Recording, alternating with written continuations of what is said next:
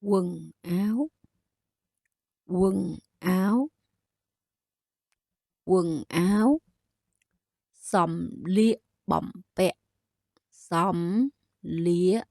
bầm bẹ. Sầm lịa bầm bẹ này là mình sử dụng theo cái từ dạng gọi là trên chữ nha. Còn khi mình nói ở ngoài là mình nói là khao ao, khao ao, khao ao, áo thun, áo an thợ tam sầm lén, tam và xó, áo thun, tụi ấn thun, thun. Bạn ta không phía xa giấy hay thà áo thun, áo thun, áo dứt, áo dứt, dứt chữ giờ nha, giờ dứt, giờ đờ chứ không có áo dứt nhé, không có áo dứt, không có ga âm gì nhé, không có âm gì, áo dứt chứ không phải là áo dứt nhé. Áo sơ mi, áo sơ mi, áo sơ mi, áo sơ mi, áo sơ mi này lấy theo này, nhưng mà người ta ở ngoài sẽ có một cụm từ nữa là gọi là áo co đục, áo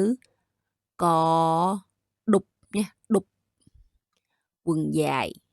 quần dài, quần dài, khảo trường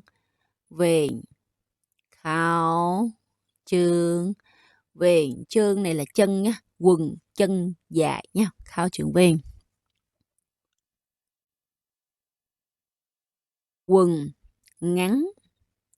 quần ngắn, khảo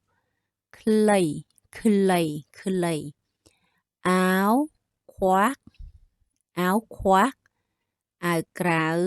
áo krau, còn gọi là áo khéo, khéo, krau là khéo, áo khéo. Đồ lót, đồ lót, áo nông, áo nông là quần áo trong, áo nông. Tất, vớ, anh đi tất nắng khăn khăn chương, nè, vớ khăn bồn, vớ. Hãy thọp phép hãy thả số ví bê đầy pra không là số cứ mà là số vô chẳng vớ chẳng anh thả vớ có bàn tay khăn 4 cái anh vậy thả vớ thì cái anh thả dớ viên ô tô một tích tới chỉ là số vô chẳng là số ví bê anh thả số cứ là số vô chẳng anh thả vớ có bàn tay nơi không phía xa vậy nè nơi không phía xa vậy cứ vớ nó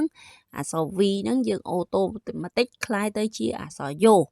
bên này thầy dương thầy chăm luôn này mà chẳng vô máu chân chỉ dớ ok nó cứ chân máu cứ style khẳng bồn thầy dương là so với trong tông hả số dương thờ vỡ đó nè